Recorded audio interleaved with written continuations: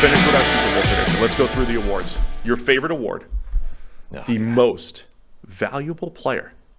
You're 150th of the voters. Yeah, that's true. For the MVP. That's true. And can I get a vote this year? Don't talk to me.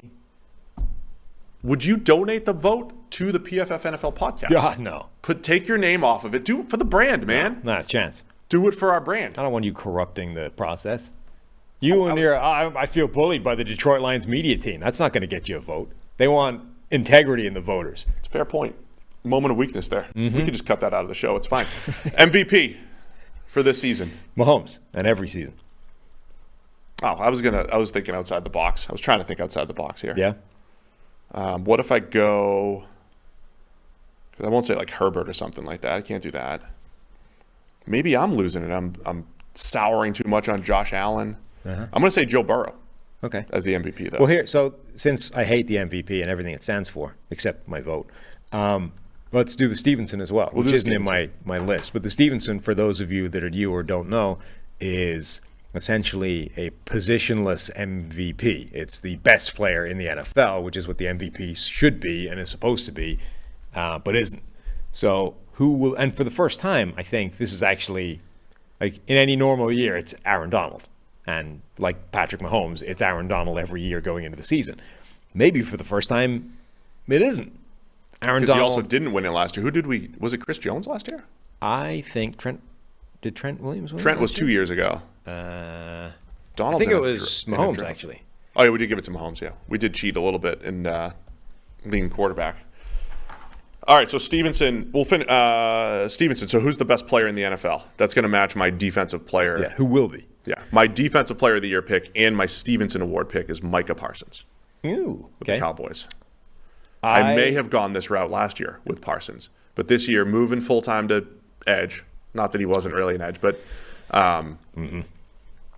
20-sack type of season for Parsons and dominant pass rush season. The one thing that's going to hold Parsons down is the extra attention. Yeah. Right? When he was left one-on-one last year, he won his reps. When he got his extra attention, the production's not as good, but I'll take Parsons to be the highest-graded player and defensive player of the year. Okay, I think the candidates for Stevenson, Mahomes will be one. I think Aaron Donald will still be one. Yep. And then the player that I will give it to will also be my defensive player of the year, Myles Garrett. You're going Myles Garrett. Because he's got all his help now. He's got the help. I went that last year, and I think he had a defensive player of the year caliber season, but he just didn't have the help, and the Browns were bad, so nobody really noticed. Now, he's got a ton of help on the defensive line, so you can't just dedicate all your attention to Myles Garrett, and theoretically, the Browns should be a lot better. So if they're in contention for winning the division or making the playoffs or, even better than that, Myles Garrett immediately gets an awful lot more attention than he got a year ago. And if now, the defense is playing better, the coverage is performing better, the defensive line is more of a threat outside of Myles Garrett, his numbers are going to spike as well. So all these things are aligning for Myles Garrett to be Defensive Player of the Year and Stevenson Award winner. All right. So we both have MVP, Stevenson. We both did our Defensive Player of the Year. Get it out of the way. You take Myles Garrett. I take Micah Parsons. Yep. Offensive Player of the Year. Garrett Wilson. Wow. I'm buying the hype. Wow. Yeah. So the biggest concern with, Rodgers to Wilson was the chemistry thing. Can they develop that instant chemistry that's always taken Rodgers a while to build up with receivers? Like, the interesting thing about Rodgers and this sequence of number one receivers that he's had, like, he went effectively, or the Packers went rather effectively, from Donald Driver to Greg Jennings to Jordy Nelson to Devontae Adams, not just in sequence, but they all overlapped. Like, they had time for the first guy to help the second guy along and for the second guy to get his feet wet before he had to be the guy that gets 180 targets a year and catches 150 passes and, dominates.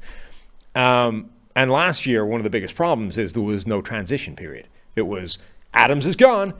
One of you guys, Christian Watson, Romeo Doubs, one of you has got to be Devontae Adams. I don't make the rules. That's just how it went.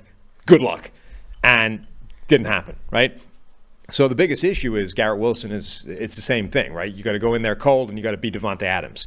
But I think, A, he's got his feet wet in the NFL so far already, and B, again, training camp, preseason, whatever, but they've got the chemistry already. It's going to work.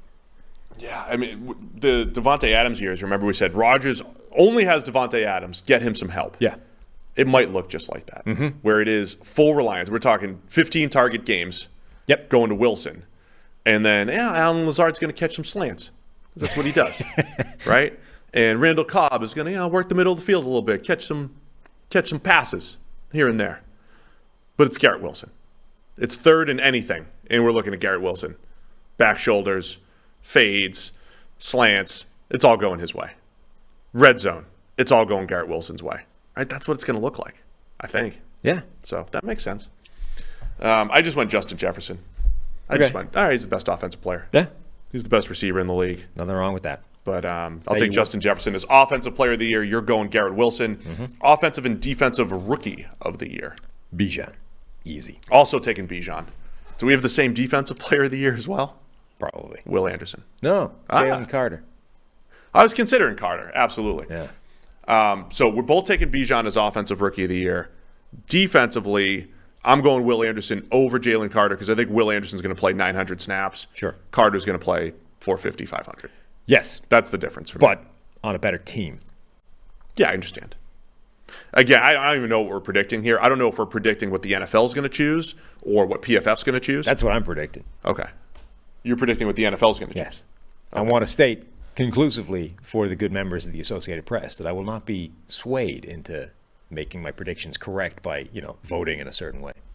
My integrity is above that. Yours less so, but mine. Unimpeachable. My integrity is fine. I've never. As long as the Lions don't create a social media video about it. That's unproven. You just sat there talking about it. Because who did I choose? I chose the Lions to win the NFC North. I have never had a pick on record swayed by bullying. Never. It's never been. It's never happened. But how do we know that one wasn't? What do you mean? Maybe I was felt bullied by the Vikings. No. How do we know you didn't pick the Lions? Because had you gone against them, you'd have been in the social media video. Oh, wait. I'm talking against myself here. Yeah. I liked the Lions regardless. Yeah, okay. But I'll take Will Anderson as Defensive Rookie of the Year. He'll play more snaps. Okay. Is there anything else to predict? I'll mention at least Comeback Player of the Year, which the award I generally hate. But DeMar Hamlin's going to win this. Should do, yeah. Just by playing football. Right. And I think that's awesome. Yeah, I mean, don't have justifiable. much else.